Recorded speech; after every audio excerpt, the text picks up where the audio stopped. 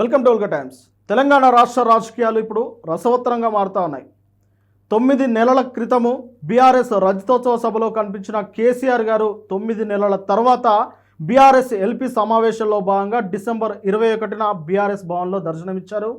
అదే సమయంలో మీడియా సమావేశం ఏర్పాటు చేశారు. 2 ఏళ్ల పాటు కాంగ్రెస్ ప్రభుత్వానికి సమయం ఇచ్చాము, 2 ఏళ్లలో చేసింది ఏమీ లేదన్నట్లు ఆయన వ్యాఖ్యానించారు. అంతేకాదు ఆయన కేసీఆర్ చావు తప్ప ఇంకొక వ్యాఖ్యలు లేకుండా ఆయన ప్రతి సభల్లోనూ మాట్లాడుతూ ఉన్నారు. అంటే కేసీఆర్ను దూషించడము, కేసీఆర్ను తిట్టడము, కేసీఆర్ చావు కోరుకోవడం తప్ప ఇంకొక పనే లేదు ఆ పార్టీ ముఖ్యమంత్రికి అన్నట్లుగా కేసీఆర్ గారు వ్యాఖ్యానించారు. కానీ ఈరోజు సీఎం రేవంత్ రెడ్డి గారు పాలమూరు గడ్డపై ఒక బహిరంగ సమావేశం నిర్వహించారు. నువ్వు తగ్గనంత వరకు నేను తగ్గను, నువ్వు తీరు మార్చుకున్నంత వరకు నేను తీరు మార్చుకోను అన్నట్లుగా ఆయన మాటలు చూస్తుంటే చాలా క్లియర్గా వినిపిస్తూ ఉన్నది. గతంలో నా పేరు తీసే దమ్ము ధైర్యం కేసీఆర్కు లేదు అని చెప్పేసి రేవంత్ రెడ్డి గారు సవాళ్ళు విసిరారు, మాట్లాడారు. ఇదే సందర్భంగా రేవంత్ రెడ్డి గారి పేరు ప్రస్తావించకుండా గంటన్నర ప్రెస్ మీట్ అనేది కేసీఆర్ గారు నిర్వహించారు. అక్కడ ఎక్కడ కూడా ముఖ్యమంత్రి పేరునైతే ప్రస్తావించలేదు. ఇదే నేపథ్యంలో నువ్వు నా పేరు మా ప్రస్తావన తీసుకురానంత వరకు నీ చావుకు సంబంధించి, నీ పార్టీ పతనానికి సంబంధించి భాష మార్చుకోను, మాట మార్చుకోను అన్నట్లుగా రేవంత్ రెడ్డి గారి వైఖరి అయితే కనిపిస్తూ ఉన్నది. అంటే నువ్వు తగ్గనంత వరకు నేను తగ్గను అన్నట్లుగా రేవంత్ రెడ్డి గారు మాట్లాడినట్టయితే చాలా క్లియర్గా కనిపిస్తూ ఉన్నది. ఇక అదే సభలో రేవంత్ రెడ్డి గారు మాట్లాడుతూ గత 3 రోజులుగా కడుపులో దాచుకొని ఉన్నా ఎప్పుడెప్పుడు మాట్లాడదామని ఇప్పుడు వేదిక దొరికింది, ఇక మాట్లాడుతున్నా అన్నట్లుగా ఆయన మొదలుపెట్టారు. కడుపులో ఉన్న అక్కసునంతా వెళ్ళగక్కినట్లయితే చాలా క్లియర్గా కనిపిస్తూ ఉన్నది.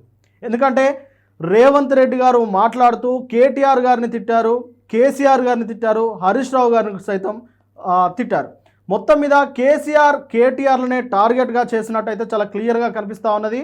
ఇక కేటీఆర్ గారిని అయితే కొన్ని అనగూడని మాటలు కూడా మాట్లాడినట్టు చాలా క్లియర్గా ఆయన ప్రసంగంలో తెలుస్తూ ఉన్నది. అమెరికాలో చిప్పలు కడిగారంటారు, ఇక్కడికి వచ్చి ఎవరైతే తండ్రి చాటు బిడ్డగా వచ్చి తండ్రి పేరు చెప్పుకొని పదవులు అనుభవించారన్నారు. అలాగే పాలమూరు వలస వచ్చి కేసీఆర్ ఎంపీ అయ్యారని చెప్పేసి అటు కేసీఆర్ పైన కూడా ఆయన ధ్వజమెత్తారు. ఇక కేటీఆర్ని అయితే ఇక కొన్ని అనుచిత వ్యాఖ్యలు, అంటే కొన్ని హద్దు దాటిన మాటలు అయితే చాలా క్లియర్గా కనిపించాయి. ఆయనను ఒక రకంగా బాడీ షేమింగ్ కూడా చేశారు.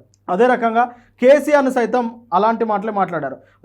దాదాపు 2 సంవత్సరాల తర్వాత బయటకు వచ్చి తోలు తీస్తా అంటున్నావు, తోలు తీసేటట్టు అయితే ఓ మస్తాన్ బాయ్కి చెప్తాను, ఆ మేకల షాప్లో పనిచేయి, అక్కడ తోలు తీసే పనిలో నువ్వు బాగా నిష్ణాతునం అయినట్టున్నావు అన్నట్లు కూడా అక్కడ కొన్ని వ్యంగ్యాస్త్రాలను కూడా వదిలారు. ఏది ఏమైనప్పటికీ బీఆర్ఎస్ పార్టీపై నిప్పులు చెరగడమే కాదు, ఆయన మాట తీరు కూడా ఏ మాత్రం మార్చుకోలేదు.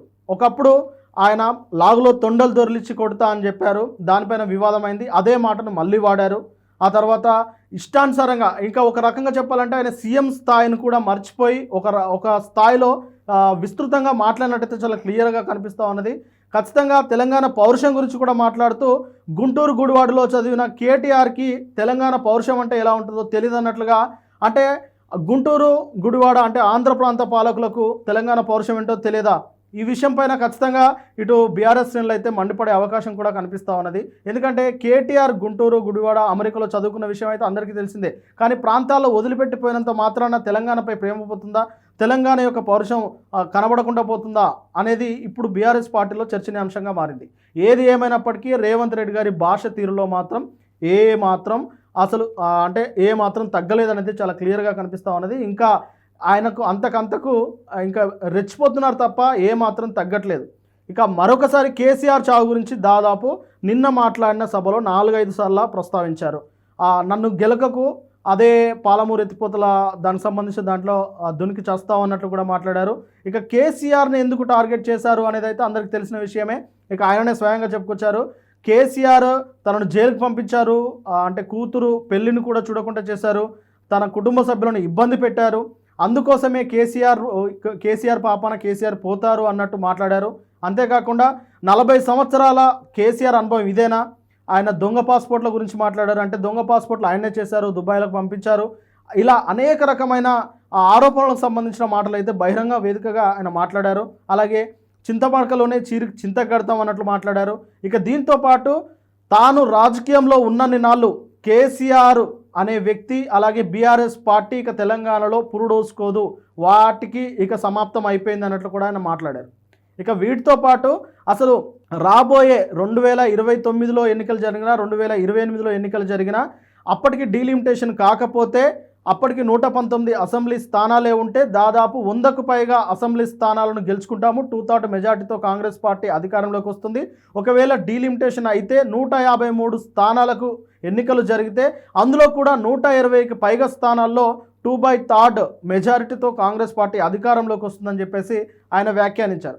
మొత్తం మీద ఆయన పొలిటికల్ వ్యాఖ్యల్లో భాగంగా ఆయన పర్సనల్గా తీసుకున్న ఆ వ్యాఖ్యలు అయితే చాలా క్లియర్గా ఆ సభలో కనిపించాయి. అంటే ఎంత వరకు అక్కడ కేసీఆర్ గారు మాట్లాడుతూ నిజానికి ఇక్కడ విశ్లేషకులు కూడా చాలా విషయాలను పరిగణలోకి తీసుకొని మాట్లాడుతూ ఉన్నారు. అంటే అటు కేసీఆర్ గారి సభను ఇటు రేవంత్ రెడ్డి గారి సభను కూడా విశ్లేషకులు చాలా నిశ్చితంగా పరిశీలించారు. హుందాగా మాట్లాడిన కేసీఆర్ మాటలకు కౌంటర్ ఇచ్చే క్రమంలో రేవంత్ రెడ్డి గారు శృతి మించారు, హద్దులు దాటారు. ఖచ్చితంగా ఆయన లిమిట్స్ను దాటి సీఎం స్థానంలో ఆయన లిమిట్స్ను దాటి మాట్లాడినట్లుగా విశ్లేషకులు అయితే ఇప్పుడు చెబుతూ ఉన్నారు.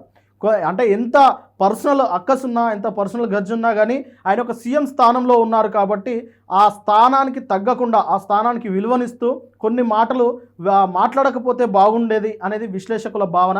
ఏది ఏమైనప్పటికీ సీఎం రేవంత్ రెడ్డి గారి అనుచరులు కావచ్చు, లేదంటే సీఎం రేవంత్ రెడ్డి గారి అభిమానులు కావచ్చు, సీఎం రేవంత్ రెడ్డి ఖచ్చితంగా ఇలానే మాట్లాడతారు. ఎందుకంటే ఆయన పాలమూరు బిడ్డ.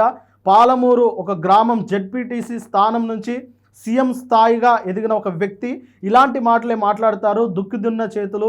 అక్కడ పల్లెల్లో అన్ని పరిస్థితులు చూసిన ఆయన తీరును బట్టి ఖచ్చితంగా ఒక ఆవేశం వస్తే సామాన్యుడు ఎలా మాట్లాడతారో సీఎం స్థాయి వ్యక్తి అయినా సరే ఆయన సామాన్యుడే అంటే సామాన్యుడి తాలూకు భావోద్వేగాలు ఆయనలో ఉంటాయి కాబట్టి ఖచ్చితంగా అలాంటి మాటలే మాట్లాడతారని చెప్పేసి ఆయన సానుభూతి పరులైతే కాస్త దానికి కవరప్ చేసే పరిస్థితులు అయితే కనిపిస్తూ ఉన్నాయి. కానీ ఏది ఏమైనప్పటికీ తెలంగాణ రాజకీయాలు వీరి రేవంత్ రెడ్డి గారి మాటల పట్ల కాస్త పల్చగా అవుతున్నాయని చెప్పేసి విశ్లేషకులు అయితే చెప్తా ఉన్నారు.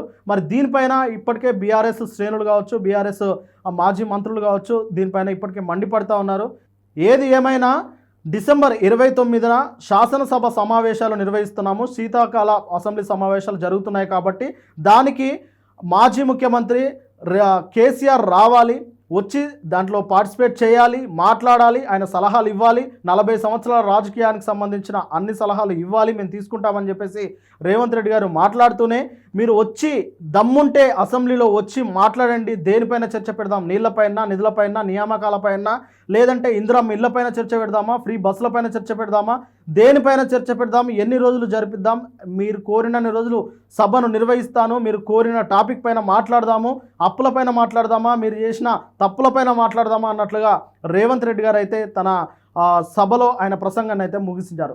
మొత్తం మీద ఆ ప్రసంగంలో చాలా క్లియర్గా అర్థమవుతున్న విషయం ఒకటే, సీఎం రేవంత్ రెడ్డి గారి పేరు తీయనంత వరకు, కేసీఆర్ గారు మాటల్లో సీఎం రేవంత్ రెడ్డి గారి పేరు తీయనంత వరకు కేసీఆర్ యొక్క దానికి సంబంధించిన ఏవైతే మాటలు ఉన్నాయో, చావు అనే మాటలు కావచ్చు, తొండలు దొర్లిస్తా అనే మాటలు కావచ్చు, తోలు తీస్తా అనే మాటలు కావచ్చు, ఇలాంటి మాటలు నేను కూడా తగ్గను, అవే మాటలు మాట్లాడతానని రేవంత్ రెడ్డి గారు కంకణం కట్టుకున్నట్టుగా కనిపిస్తూ ఉన్నది. మరి ఇలాంటి ఈ పర్సనల్ గజ్తో మొదలవుతున్న ఈ రాజకీయ పరిణామాలు దేనికి దారితీస్తాయి అనే దానిపైన ఇప్పుడు విశ్లేషకులు కసరత్తు చేస్తూ ఉన్నారు. చూడాలి మరి ఈ పరిస్థితులు ఇంకా దేనికి దారి తీయబోతున్నాయో.